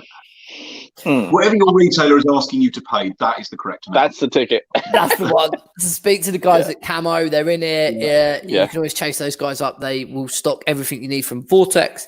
Are you going to send your MP7s off to Camo for their upgrades? I'm not talking to Richie about his MP7. Let me put it this way. My MP7 stopped working, so I basically got it by its middle body with the suppressor on, the tracer unit, and I fucking speared the thing the length of my garden off my house wall. So I snapped the barrel off. It's now sitting in the bin in the workshop. So fuck the TMMP7. I should have stuck to the one I had for 10 years. That's a new one, by the way. It was like that was a been new used one. Once. I put 4 mags through it. 4 mags through it. No, it's ever. dead. And that was at a range day. You consider the M4 with no stock and a drum mag? No. Amazing. I could give you a masterclass if you want. But Chris, do you know what? Maybe when I get my next gun, we should have like a no stock off. Do you know what I mean? Yeah. Like me and you just like hold shit at arm's length and like have at it. Do you know what I mean? What I found is that the best thing I found for airsoft, aside from like gear and stuff Is like don't that, go. is to avoid everyone that plays as quickly as possible into and towards people. That's the key. That is, that's the ultimate. Is the nearer I am, that's the only thing you need. Just to be as close as possible to someone. I can teach that as well. I will happily give instructional lessons to people. I mean, Tim, have we just found our next instructor for our training day? I mean, everyone will turn up head to toe in cry with their like 3 grams worth of airsoft gun, and Chris is there in pants, a shield with an M4 and drum mag and no stock. What you want to just pace it just as quickly as possible. If you've got 2 guns, even better. two guns, like 2 meter at a time stride, just galloping towards the gait of Mo Farah. It's like Mo Farah's legs on Chris's body, just hoofing at you. Don't worry about someone please Photoshop that. Don't worry about objectives. Don't worry about anything, timings, just running. Always be running at people. Yeah, it's a 50k with a Vortex shield, an M4 with a drum mag and no stock. That's it. That's when I'm like checking my heat map on my watch just to see when I've played, because it's just like there, back to safe point, there, back to safe point. It's just this like spider's web of just going forwards and backwards. So Camo was saying, Richie, they're going to merge your old MP7 and your new MP7 together to make a Frankenstein MP7. So they're going to fix it for you. Brooksy, Jamie, you've got Winks up here. You've got all the usual cronies. Guys, fire in your questions. So you don't want to keep Chris for too long. And I'll give you some sensible answers if anybody's got any sensible answers. So anyone now who's got questions, please feel free to fire them over. So Chris, there's something that's been coming up a lot in the comments, and I do want to address it because a lot of people have asked about it. Obviously, the fakes market at the moment has gone crazy over Vortex. What's your thoughts? And have you seen any of them? Like I've seen 1 or 2.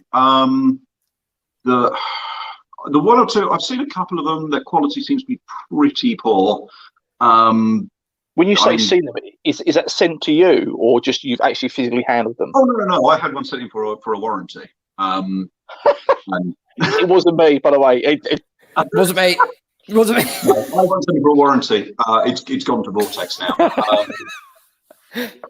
Basically, if they've got Vortex on them and they're not Vortex, they're illegal anyway because it's a copyright infringement. So I like I say, I really don't like the clones. It infringes on all the hard work that Vortex does. It infringes on my business as well. And really, the hard work that we're all doing, really. Do you know what I mean? Well, this is it.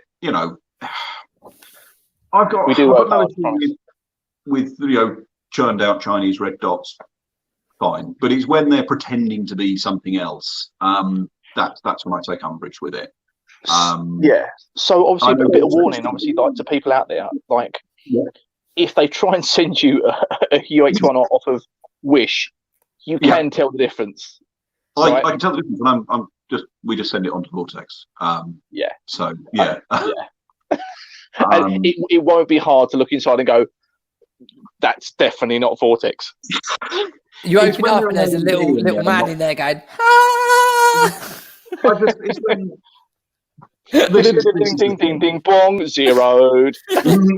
The adjustment turrets are just a little geezer in there with his arms stretched. Two elastic, two fitness bands like that, trying to. It's like the weird thing is some of them that I've seen look really, really close, and then you compare it against, and if you're, it's like, you know, trying to sort of look at them from memory and then actually seeing them and going, yeah, oh right, no, this is completely different. All the panelling's different on here, or they weigh a ton as well, which is really weird. It's the first thing I noticed how much heavier they are. Yeah, really odd. I think it's just because they're made from like whatever cheapest metal that can be found, and it doesn't really matter. And some of them, I think, have the old address. Every now and again, someone sends me a message saying, "I've got this. Is it fake?" I can usually tell from sight. You're always welcome to send them in to me. Basically, yeah. So Chris, oh, you know that optic you sent me? It's gone. It's gone, baby. This is it. So EOTech must suffer from that so bad. Like L3, it must cripple so much of their business, because I've never seen so many fake ones. Well, this is the thing I always say. Or just mean sales in general. Or just sales, like, you know, people that would really, like, say, for example, you could only get legit EOTechs. Like, you could not buy fake ones. I'm sure at some point, these, like, reenactors or, you know, L119, whatever, builders, whatever, you know, these guys that are after this specific gun, they would save to the point of getting one. But they know they can get a replica that, from a distance, people will think it's the same thing. Do you know what I mean? Yeah. Like, if that replica was not available, they would have to save to get one to do the build. Do you know what I mean? So it must do some damage to their brand. Yeah. I can't imagine anyone's making more sales because clones exist. And this is the thing. I saw a red UH1. Remember? Oh God! From a retailer as well. It was a retailer that posted it, and I was like, "Fuck! Yeah, how could you?" With these ones, every now and again, I think people tend to get like people either end up with like a jumble box of red dots and things that they picked up from somewhere, and it's a weird thing that they sometimes just appear. But we always try and find out where they're coming from, anything we can do to stop them. If anyone, really helpful. Some people have been sending me in messages to say they've seen adverts like this, fake ones. I did that. Really good. Thank you. I saw fake razors go up, and I was like, I will not have this. This is an infringement. I was like Batman voice on the side of the building with the K on the cape. Not today. Phone Chris up with like that head, you know, that phone that's in the head on the desk, straight to Vortex HQ. Hello, I found the fake Vortex. That's all I do. Is just I'm like, right, these guys are doing fake Vortex, and Vortex's sort of legal team, I can assume, just like roll out en masse. Yeah, like a SWAT team. Yeah. Right. Well, I think cease and desist comes across, and Just obviously, Chris, just talk. I know we touched on the subject of glass as regards taking in light. Yeah, you know, better performing glass. Now, just want to share those the guys. I think I've told you, Chris, but those guys that don't know the build quality of the glass on these, okay, especially the Razor, it's concerning me a little bit because I've just got to turn it on and it won't turn on. I'm hoping it's just a battery. What? Wow. I mean, it happened with the Bolt, right? It's going to happen with the Vortex. So, glass-wise, I had a clone EOTech. I think it was a 551, the short one, whatever it was. And where was I? I think I was up at Catterick. And as normal, up that, you know, anything past north of the Watford Gap, it just rains constantly all the time. Yeah. So it doesn't stop. It goes hand in hand with the depression that everyone has up there from being northern. So it was raining. As you do, you got your gloves on, mechanics, or I think I had the Pig Delta gloves, fucking covered in rain whilst you've been patrolling around. So obviously the Optic is this sort of angle. So the back end was covered in water and whatever. Not inside, external, mind. So what do? What's the first thing you do? Get your glove. I've gone, I'm like, try and wipe the glass off. Like, get the rain off the glass. Yeah. Oh, I got the rain off, all right. Yeah. I also managed to just go, and I looked at my glove. There was no physical dirt. There's nothing that I could see. It wasn't like I stuck my thumb in a bucket of sand or something. Do you know what I mean? Yeah, fucked. The rear of the glass had it, like, you covered in scratches. Once it got home and dried out, this is going back a few years, obviously, but it was goosed. I was like, you know, one of those things where you always notice a mark on something, like, it just annoys me now. Every time I look through it, I can see this misting and these scratches.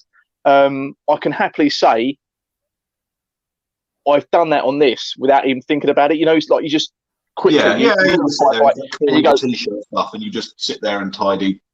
Yeah, mate, nothing. Absolutely spotless. It is perfect. That's what I like.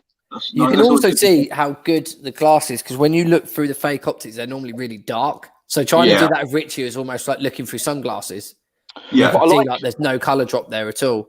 And I love what, when Chris was explaining to me about the reason why the rear lens and the objective lens is at different sizes, is to stop this shadowing, isn't it? To stop that having that box section around. Yes.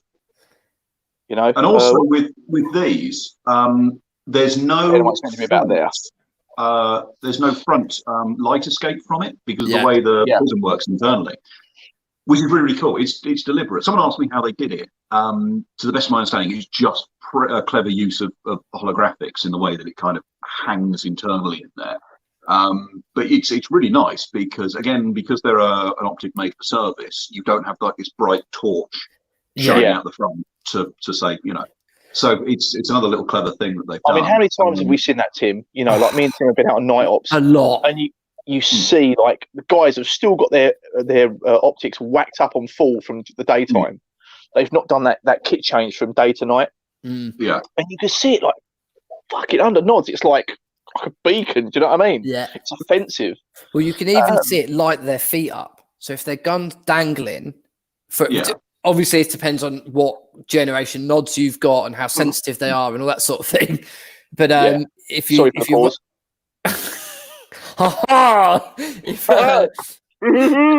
but if they've got their gun facing down, like, we've seen it before where the ground's lit up, and I'm like, "Have you got your laser on?" And they're like, "No." Yeah. I'm like, "Mate, your feet are well lit up," and it's literally just a splash echoing out of their from the front end of their. And it's funny because obviously it's like a little being a completely dark black chamber.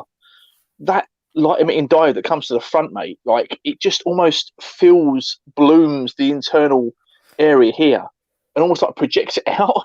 I don't know, maybe it's just you kind of got to see it to understand, but through nods it just makes this whole reticle just fire out.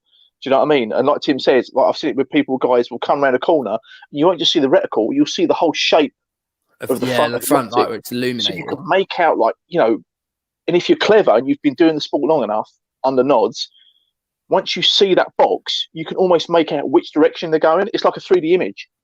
So you know which way they're pointing. Do you know what I mean? If they're completely in the shadows, this is. So yeah, man, it's something like that. Little touches like that make this leave its own, really. Just reading this message. Guy play with slightly scratches on his crossfire from doing exactly what Rich is talking about. If it affects the optical use of the scope, then yes.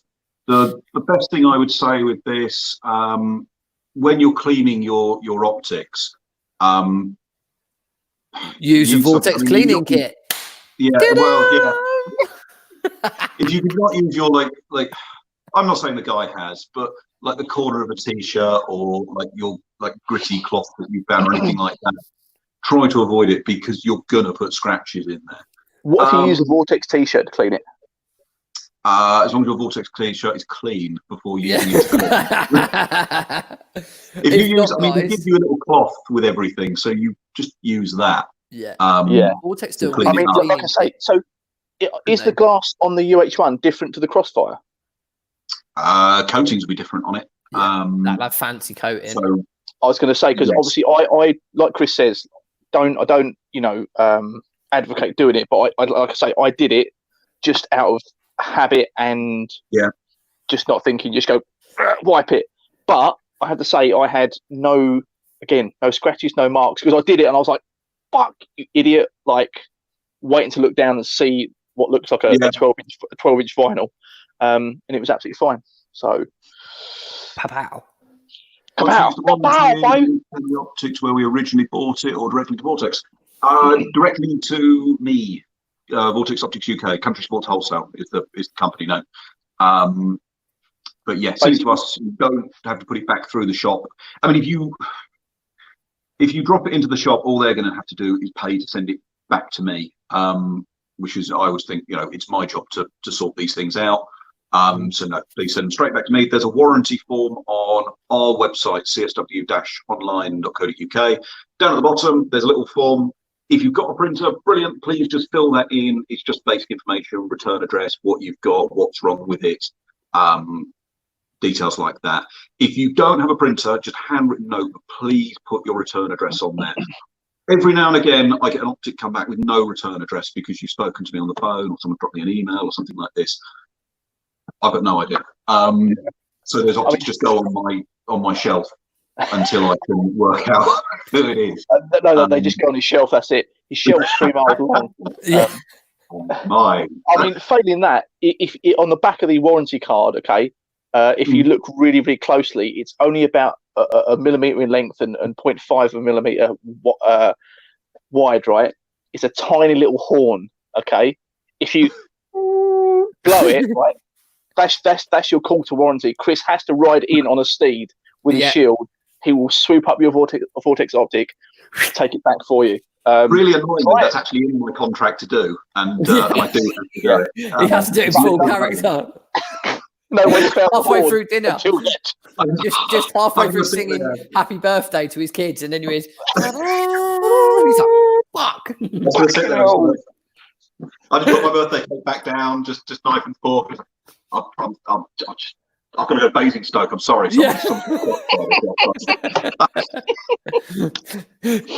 This is off the north coast of Scotland. I'll be back in a couple of days. That's the only reason people ask about my profit margin, stuff like that. I literally want to make just enough money to rent a helicopter for like half an hour to go and do a warranty for someone, just so if I could like airsoft or something, just to land, walk out, just take the Optic, walk back, go back up, and be like 2-3 weeks later, mate. I'm really sorry.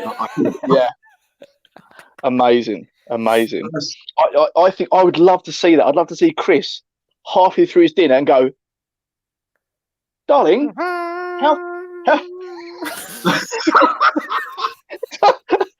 darling, how far is Bognor Regis?" About 4 days ride, sire. And then literally just hear boom. Chris scoop up his shield and then off he goes on his steed. This is it. I just that like the massive fold-out map that exists in the back of every car in the 90s.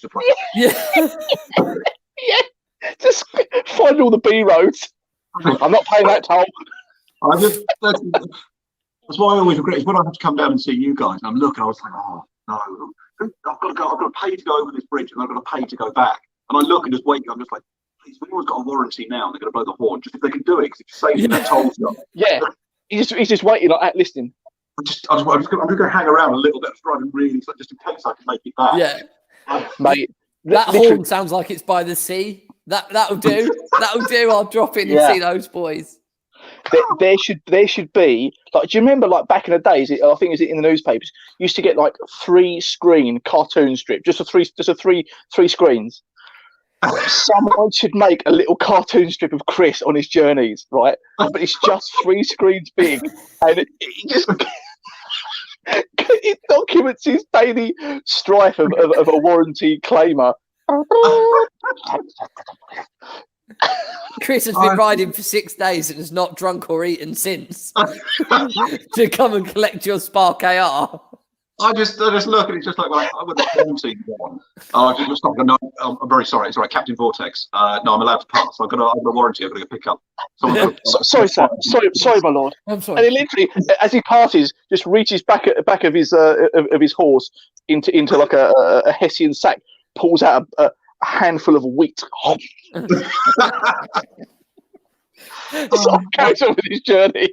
Day in the life of Vortex. Honestly, anyone who's good at cartoon strips or something like that, please just do us a 3-strip cartoon. I will. If many people do them, I will judge the best one and give somebody some kind of Amazing. prize. There you go. There's a Vortex prize in it for you. So there you go. You could choose any broken or melted warranty, and you can hold it for a bit. I don't know. I'll find you a good prize. Yeah. I mean, amazing. If I could draw, mate, I'll do it. I don't want the prize. I just want to see Chris come to life in a comic strip form. Can you imagine like some kid in like the airsoft safe zone crying because his Vortex got shot out, and he's like, everyone's just there waiting for him to do the horn. Don't worry, use the horn. Or he goes, oh, mine's broken. Here, I use mine. I must have sat on this one. If it could be like the Vortex jazz flute. Yes, a Vortex jazz flute, amazing. Got to play the panpipes. Yeah, get Mr. Vortex to turn. Amazing, right, guys? Thank you for all your questions. Obviously, I don't want to keep these guys for too much longer, but Chris, thank you so much for joining us and answering your questions, mate. Really appreciate it. Oh, thank you for having me on. We'll get down. We'll do some more at your training session. I suppose everything's kind of been put on hold for a bit now, but we'll see for the future. But no, thanks for having me on. It's been really enjoyable. Appreciate it, dude. Well, guys, hopefully Chris has managed to answer a lot of your questions, whether it's what optic is suitable for you and your platform, to anything regarding, warranty, what's claimable, what's not claimable, and also some sort of, cost questions. How much will the Vortex Optics cost me, and not just initial buyout, but how long is it? What is that cost going to do me for the lifetime of the optic? But I think we all know that with a VIP warranty. So, guys, thanks for tuning in. If you've got any more questions, please chuck them in real quick, because we're going to let Chris go off and work out in his gym and feed his warranty horse. His warranty horse. Yeah. Brooksy has just put in, Chris, I'll blow your horn if you can get me my UH1. It's pushed in the opposite direction. I'm now definitely going to make sure it doesn't get supplied.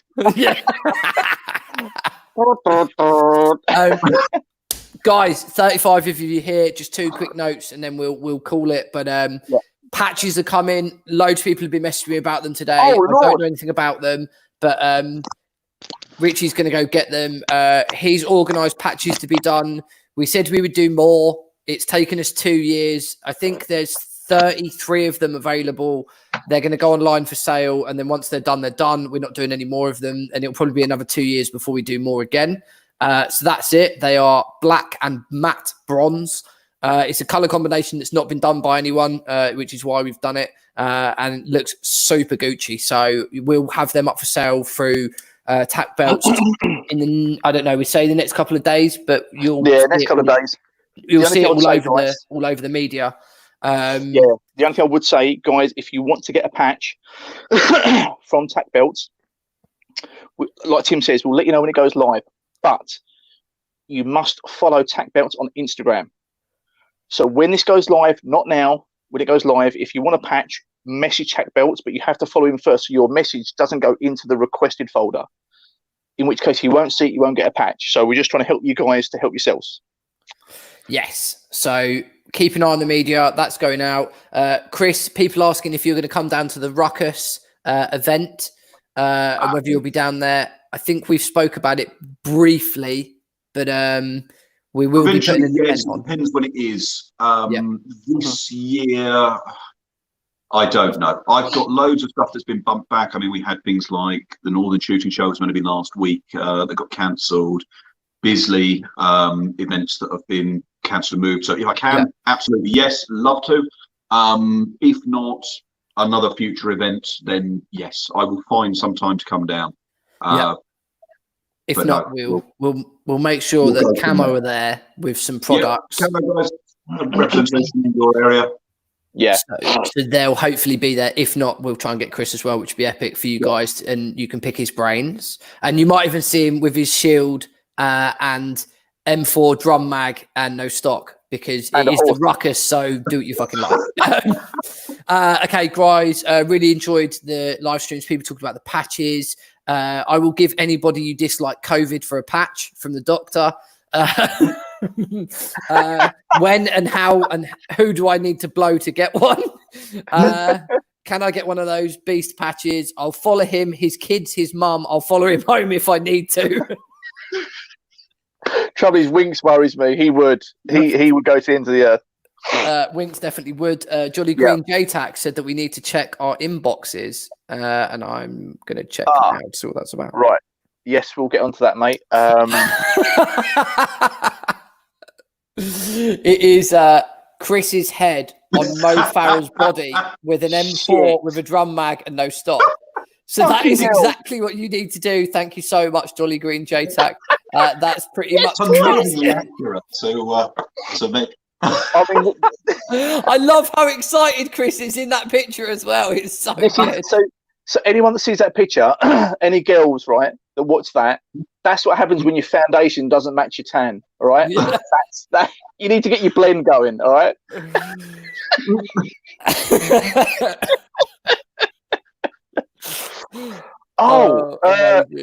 Just real quickly, EY UK1. I need that patch to match my bronze M14 EBR. Is this the guy with the M14 Crazy Horse one that I think I would probably get my dick out over? It's amazing, mate. If that's the one, it's baller as anything. Send us a picture of your EBR anyway, mate. We love EBRs. Yeah, EBRs are cool as shit. Original patch that will probably be stolen by some other throw together team in the next 24 hours, but we're used to it. But they will be going up over the next couple of days. Keep an eye on the media. I'm going to let these guys get out of here. Chris, again, thank you so much for joining us tonight. Richie, appreciate it. I will be refueling and then be joining you online for some pew pew pew pew pew pew pew. Thanks again, Chris. Thank you everyone for watching. Thank you, Chris. See you, mate. Bye. Bye.